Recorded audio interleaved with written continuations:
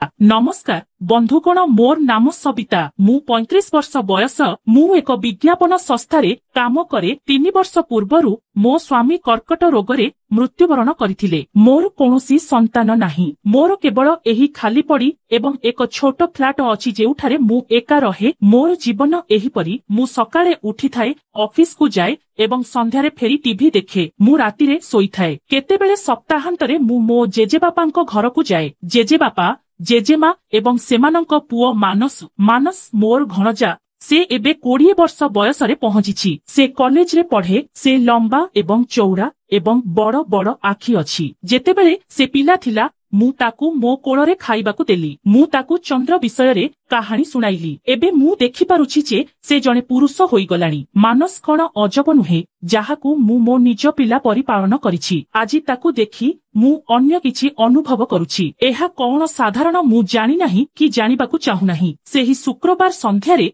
मु मो जेजेबापांको घरकू जाइथिली। जेजेबापा एवं जेजेमा एक विवाहरे जाइथिले आउ सेमाने रविवार फेरिबार थिला। मानस कहिला माउसी दया करी आजी एठारे रुह मु एकाकी अनुभव करुछि। मु हसी हसी कहिली तुमे एबे बड़ होई गलणी। तुमे मो सहित समय बिताइबाकू काहीकि चाहुछ। से कहिले बढ़िबार अर्थ नुहे जे मु माउसींको सहित समय बिताई पारिबी नाही। तांको स्वर एते नरम थिला जे एहा मो हृदय रे एक कंपन सृष्टि कला। मु कहिली ठीक अछि मु रहिबी। संध्याटा कथाबार्तारे बीतीगला। रात्रि भोजन परे आमे टीवी देखुथिलु। मानस मो पाखरे बसिथिले। हठात विद्युत चालीगला। समग्र अंचल रे लोड सेडी। माउसी चालो बारंडा को जिबा आमे सेठारे किछि ताजा पवन पाइबा। से कहिले बारंडा को आसो तुमे सेठारे किछि ताजा पवन पाइबो। से बारंडारे दुईटी चेयर स्थापन कले। आमे बसी कथा हेलु। रातिर पवन बहिथिला। मानस मो पाखरे थिबा चेयर रे बसिथिले। हठात मोर नजर तांको गळा उपरे पड़िला। तांको गळा एते स्पष्ट भाबरे देखा जाउथिला। मु शीघ्र मोर दृष्टि एडाई देली। माउसी तुमे केबे एकाकी अनुभव करुना हम कि? तांकर प्रश्न एते अप्रत्याशित थिला जे एहा मते चकित करिदेला। से पुणी कहिले मौसांको जिबा परे तुमे एका रहुछ एहा कोन सक? से अटकी गले तापरे कहिले तुमे बहुत सुंदर माउसी तुमर जीवन पुणी आरंभ होई परिबो। तांको कथा मो हृदय रे गभीर भाबरे प्रवेश कला। सुंदर एते दिन परे केही जणे मोते सुंदर बोली कहिथिले। मो स्वामी चली जिबा परे मु निजको निर्जीव भाबिथिली। मानसंक मुहरु सेही कथा सुनी मते लागिला जेपरी मु पुणी बंची गली। परदिन सकाळे मु विलंबरे उठिली। मानस कोनोसी स्थानकू चली जाइथिले। से टेबुल उपरे एक चिठी छाडिथिले। माउसी मु बंधु मानक सहित बाहरकू जाउछि। मु अपराह्नरे फेरिबी। मु तुम पई जलखिया प्रस्तुत करिछि। मु हसिली। से बहुत बड़ होई गलानी। से मोर बहुत जत्न नियंती। अपराह्नरे मानस समस्त जिनिस पत्र नै फेरिले। आजी मु रोसेई करिबी। से कहिले माउसी तुमे विश्राम नियो तुमे किछि करिबो नाही। बिरियानी तोमर प्रिय। मु आश्चर्य होई गली। से किपरि जानिले जे मु बिरियानी पसंद करे?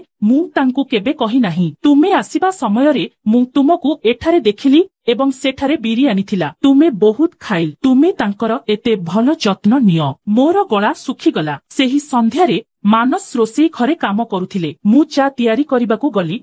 मु तांको पाखरे ठिया हेबा मात्रे से हठात खसी गले। मु शीघ्र ताकू धरिली। किछि समय पई आमे बहुत निकटतर होई गलु। तांकर निश्वास मो मुहकू छुइला। मु शीघ्र छाड़ी देली। धन्यवाद माउसी बोली से कहिले। तांको मनकू शांत करी मु कहिली किंतु तांको आखिरे किछि थिला जेपरी से मो आखिरे किछि खोजुछंती। गतकाली रातिरे रात्रि भोजन टेबुल रे थिबा बिरियानी आश्चर्यजनक थिला। तुमे जणे रोसेया होइगल। मु एहा केवल तुम पई सिखिली। काहेकि ना माउसी कारण तुमे एका रहुछ। केही तुमर जत्न नियंती नाही। मु भाबुछि तुमे बहुत जत्न पाइबार योग्य। मो आखिरे लुह झरी आसिला। एते वर्ष परे केही जणे मोर जत्न नेउथिले एवं से मो भणजा थिले। आमे सेही रातिरे टीवी देखुथिलु। मानस मो पाखरे सोफारे बसिथिले। एक सिनेमा चालुथिला। हठात एक रोमांटिक दृश्य आसिला। नायक एवं नायिका चुंबन करुथिले। मु असहज अनुभव कली। मु चैनल बदलाइबाकू लागिली किंतु मानस मो हाथ धरिले। माउसी तुमे केबे एपरी अनुभव कर कि? मु स्तब्ध होई गली। मानस तुमे कोन कहुछ? मु कहुछि तुमे केबे एपरी अनुभव कर कि तुमे काहाकू चाहुछ जे केही तुमको भल पाई एवं तुमर जत्न निये? मो पाखरे कोनोसी शब्द नथिला। हम मु चाहुछि मु प्रतिदिन चाहुछि किंतु मु एहा किपरि कहिबी? मु फुसफुस करी कहिली ହମ ମୁଁ କହୁଛି ତେବେ ତୁମେ ଏକା କାହିଁକି ରହୁଛ? କାରଣ ସମସ୍ତେ ମତେ ଭଲ ପାଇବେ ତାହା ଆବଶ୍ୟକ ନୁହେଁ। ମାନସ ମୋ ହାତ ଧରିଲେ। ତୁମେ ଭୁଲ କହୁଛ ମାଉସୀ, ତୁମେ ବହୁତ ସୁନ୍ଦର ଆଉ ଆକର୍ଷଣୀୟ। ମୁଁ ତାଙ୍କ ଆଡକୁ ଚାହିଁଲି। ତାଙ୍କ ଆଖିରେ ଏତେ ତୀବ୍ରତା ଥିଲା ଯେ ମୋର ନିଶ୍ୱାସ ଚାଲିଗଲା। ସେ ରାତିରେ ବିଛଣାରେ ଶୋଇ ମଧ୍ୟ ମୁଁ ନିଦ ପାଇଲି ନାହିଁ। ମାନସର କଥାଗୁଡିକ ମୋ ପାଖକୁ ବାରମ୍ବାର ଆସୁଥିଲା। ସେ ମୋତେ ସୁନ୍ଦର, ଆକର୍ଷଣୀୟ ବୋଲି କହୁଥିଲେ।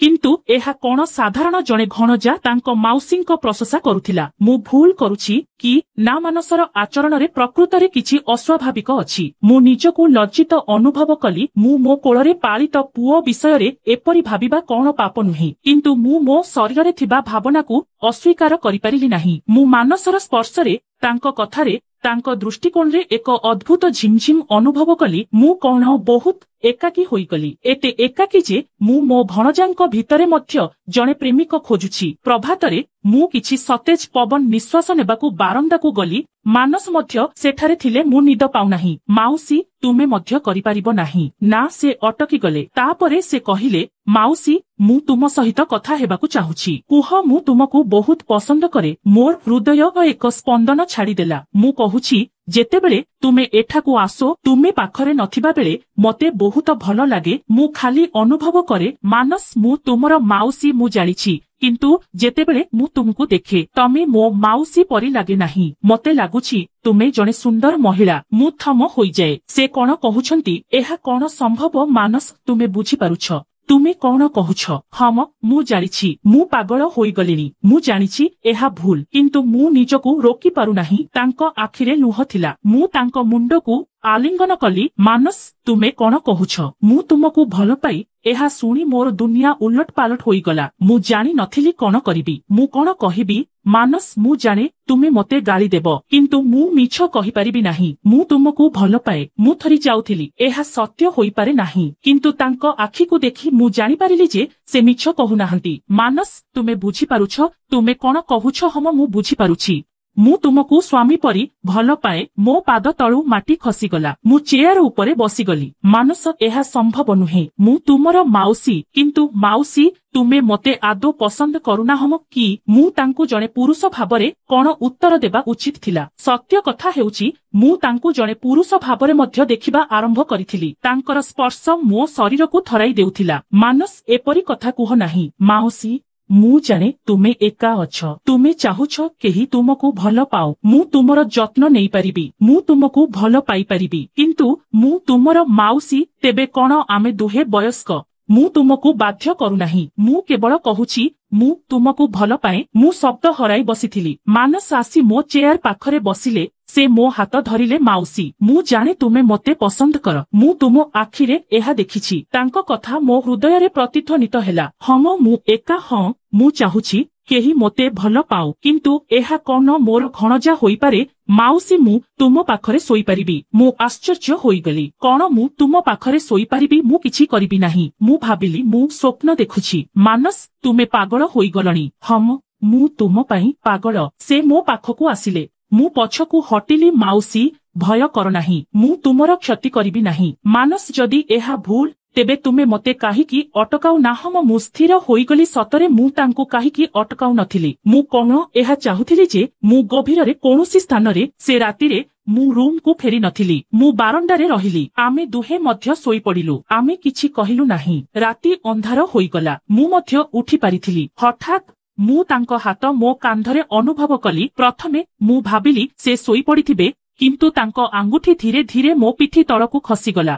ମୁଁ ନିଶ୍ୱାସ ବନ୍ଦ କଲି। ମୋର ଗଳା ଶୁଖିଗଲା। ମୁଁ କରିପାରିଥିଲି, କିନ୍ତୁ ମୁଁ କରିନଥିଲି। ତାଙ୍କ ନିଶ୍ୱାସ ମୋ ଗଳା ପାଖରେ ଥିଲା। ମୋର ହୃଦୟ ଧଡ଼ ଧଡ଼ କରୁଥିଲା। ମାଉସୀ, ସେ ଫୁସ୍ ଫୁସ୍ କରି କହିଲେ। ମୁଁ କିଛି କହିଲି ନାହିଁ। ମୁଁ ମୋ ଆଖି ବନ୍ଦ ରଖିଲି। ତାଙ୍କ ହାତ ମୋ କେଶରେ ଆସିଲା। ମୁଁ ଜାଣିଥିଲି ଏହା ଭୁଲ ଥିଲା। ମୁଁ ଜାଣିଥିଲି ଏହା ପାପ, କିନ୍ତୁ ମୁଁ ତାକୁ ବାରଣ। ମୁଁ ତୁମକୁ ଭଲ ପାଏ, ସେ କହିଲେ। ମୋ ଆଖିରେ ଲୁହ ଝରି ଆସିଲା। ମୁଁ ଜାଣି ନାହିଁ ମୁଁ ଦୁଃଖରେ, ଆନନ୍ଦରେ ନା ଦୋଷରେ କାନ୍ଦୁଥିଲି। ସେହି ରାତିରେ ମୁଁ ମୋ ମାଉସୀ ଥିଲି। ମୁଁ ଜଣେ ମହିଳା ଥିଲି ଯାହା ତାଙ୍କ ଏକାକିତାରେ ହଜି ଯାଇଥିଲି। ମୁଁ ସକାଳେ ଉଠିଲି ଏବଂ ମାନସ ସେଠାରେ ନଥିଲା। ସେ ଏକ ଚିଠି ଛାଡ଼ି ଯାଇଥିଲେ। ମାଉସୀ, मते क्षमा कर मु जानिछि मु भूल करिछि मु किछि दिन पई बंधु माननक सहित रहिबि तुमे घर को जिबा उचित चिठी पढ़ी मु कांदिबाकू लागिली मु जानि नाही मु मानस पई कांदुथिली कि निज पई मु घर को फेरी आसिली किंतु मोर मन सेही स्पर्शरे सेही भावनारे अटकी जाइथिला मानस मध्य फोन करि नथिले जेजेबापा एवं जेजेमा मते कहिथिले जे मु फेरी आसिछि किंतु सेमाने किछि जानि नथिले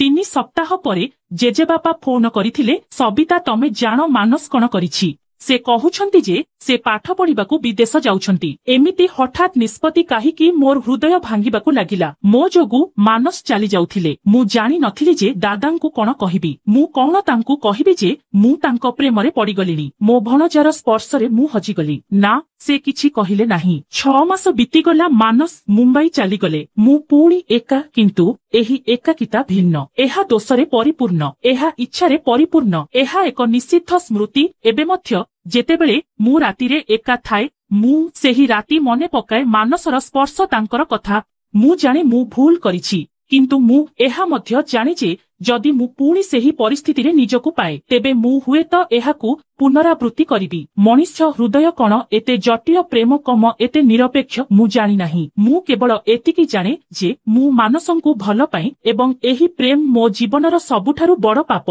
गतकाली मु मानस ठारू एक इमेल पाइली मु भल अछि मु एबे भी तुमको भल पाए मु जाने आमर कोनोसी भविष्यत नाही किंतु मु चाहुछि तुमे जानो जे तुमे मो जीवनर सबुठारु गुरुत्वपूर्ण व्यक्ति मु आसंता मासरे फेरी आसुछि मु जानि नाही आमे कोन करिबु किंतु मु तुम बिना बंची परिबि नाही इमेल पढिबा समय रे मोर हाथ थरी उठिला मानस फेरी आसुछि मु जाने मु तांकु न आसीबाकू कहिबा उचित मु एही संपर्क को एठारे शेष करिबा उचित किंतु मु करि परिबि नाही कारण मु मध्य तांकु चाहुछि मु मध्य ताकू भल पाए मु जाने एहा एक पाप समाज केबे आमकू ग्रहण करिबो नाही एहा नैतिक भावरे भूल किंतु हृदय कौन नैतिकतारे विश्वास करे प्रेम कौन सामाजिक नियम पालन करे मु गत 6 मास एका बिताइछि प्रत्येक राति मानस विषय भाबी बिताइछि प्रतिदिन तांकू अपेक्षा करी मु निजकू 1000 थर प्रश्न करिछि मु कौन पागल मु कौन जने असुस्थ महिला किंतु जेतेबेले मु मानसर कथा सेही रातिर स्पर्श मने पकाए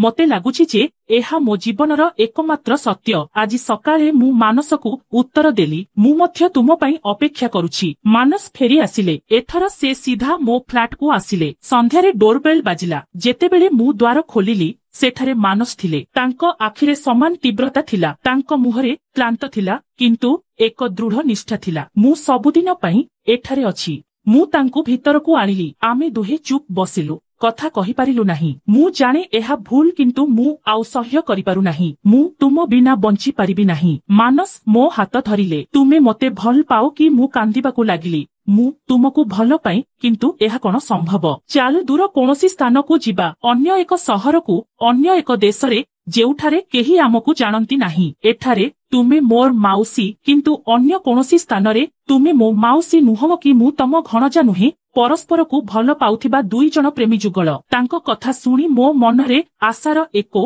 झलक देखागला एहा कौन प्रकृतरे संभव आमे कौन प्रकृतरे एकाठी रही पारिबु मानस मु डरी जाउछि मु मध्य डरी जाउछि किंतु एही भयरे तुम सहित रहिबा तुम बिना बंचिबा अपेक्षा भल सेही रातिरे मानस मो अपार्टमेंट रे रहिले आमे किछि कलु नाही आमे केवल परस्पर पाखरे सोइथिलु तांको छातीरे मुंड रखी मु भाबुथिली जे मु मो जीवनर सबुठारु सुरक्षित स्थान रे अछि आगामी किछि दिन मध्यरे आमे योजना करिथिलु मानस मते कहिला जे से मुंबई रे चाकरी प्रस्ताव पाइछि मु तांको सहित जाई परिबि किंतु मु सेठारे कोन करिबि तुमे एक नूतन जीवन आरंभ करिबो मु ऑफिसरु इस्तफा देइथिली एवं कहिथिली जे पारिवारिक कारणरु मते विदेश जिबाकू पड़िबो समस्ते भाबिथिले जे मु पुनः विवाह करिबाकू जाउछि मु मो जेजेबापांको कहिली जे मु मुंबई रे एक चाकरी पाइछि जेजेबापा खुशी होई कहिले नूतन जीवन आरंभ करिबा भल जदि से जानि थान्ते जे मु काहा सहित एक नूतन जीवन आरंभ करिबाकू जाउछि तेबे से कोन कहिथान्ते मानस कहिले आमे सेठारे नूतन परिचय सहित विवाह करिबु हम मु तुमको मो स्त्री भाबरे चाहे मोर हृदय धड़ धड़ करिबाकू लागिला मु मानसंक स्त्री किंतु मु तुमठारु 15 वर्ष बड़ एहार अर्थ कन मु तुमको भल पाए बयस किछि गुरुत्वपूर्ण नुहे मु 40 वर्ष हेबाकू जाउछि मु शीघ्र 50 वर्ष हेबी मानस एबे भी युवक रहिबो तुमे परे अनुताप करिबो नाही कि केबे नुहे मु तुमको सबुबेले भल पाइबी। तांको आखिकु चाहि मु निश्चित होइगली हम से मते भल पाइबे। आमर उड़ान परदिन आजि मु शेष थर पई मो जेजेबापांको घरकु जाइथिली। मानस सेठारे नथिले। से कहिथिले जे से अलगा होइजिबे। आमे विमान बंदररे देखा करिबु। जेजेबापा एवं जेजेमा मते आशीर्वाद देइथिले।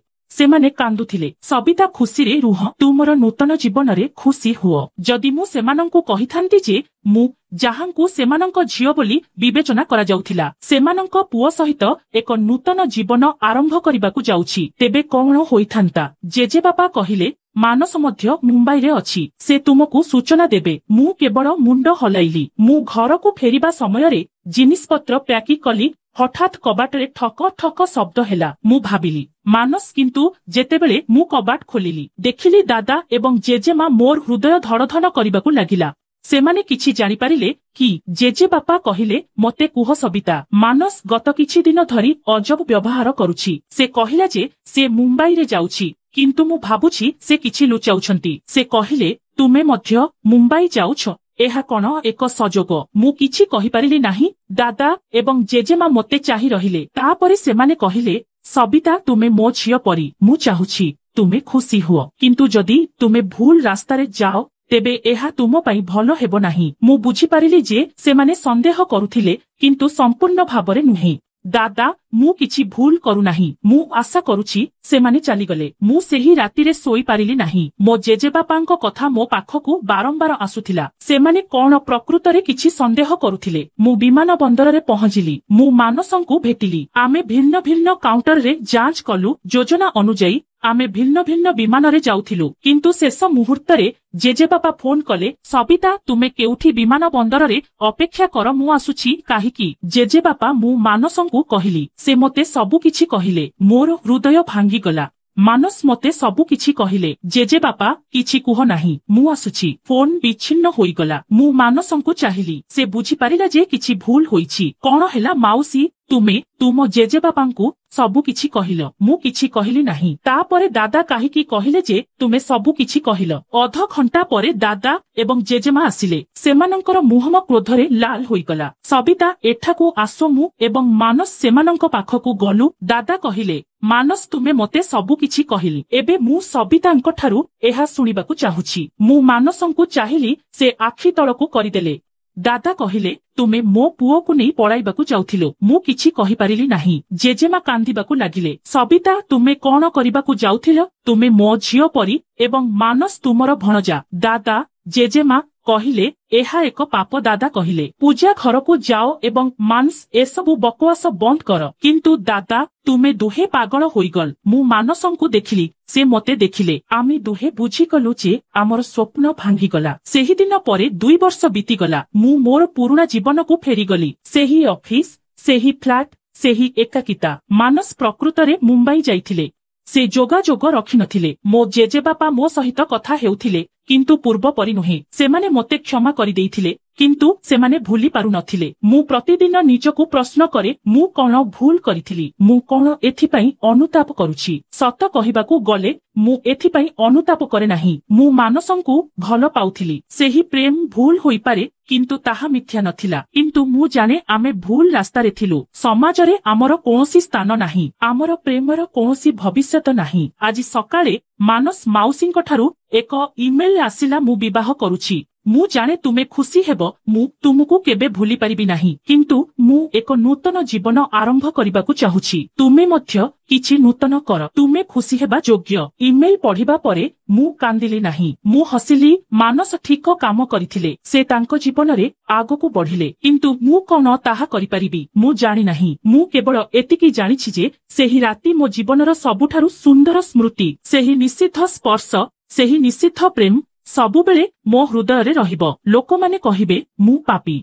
सेमाने कहिबे मु नैतिक भावरे विकृत। हुए तो सेमाने ठीक कहउछंती किंतु मु जाने मु जणे महिला। जणे एकाकी महिला जिए प्रेम खोजिथिले एवं एहाकु सबुठारु अप्रत्याशित स्थान रे पाइथिले। एहा मोर कहानी। मोर निषिद्ध प्रेम रो कहानी शेष हुए। बंधुगण तुमको एही कहानी किपरि लागिला आमको कमेंट सेक्शन रे कुहंतु ଏବଂ ମୁଁ ତୁମକୁ ଅନୁରୋଧ କରୁଛି ଯେ ଯଦି ତୁମେ ଆମ ଚ୍ୟାନେଲରେ ନୂଆ ତେବେ ଆମ ଚ୍ୟାନେଲକୁ ସବସ୍କ୍ରାଇବ କରି ଆମକୁ ସମର୍ଥନ କର। ଆମେ ତୁମ ପାଇଁ ଏମିତି ନୂଆ ନୂଆ ରୋମାଣ୍ଟିକ କାହାଣୀ ଆଣିବୁ ରହୁଛୁ। ଧନ୍ୟବାଦ।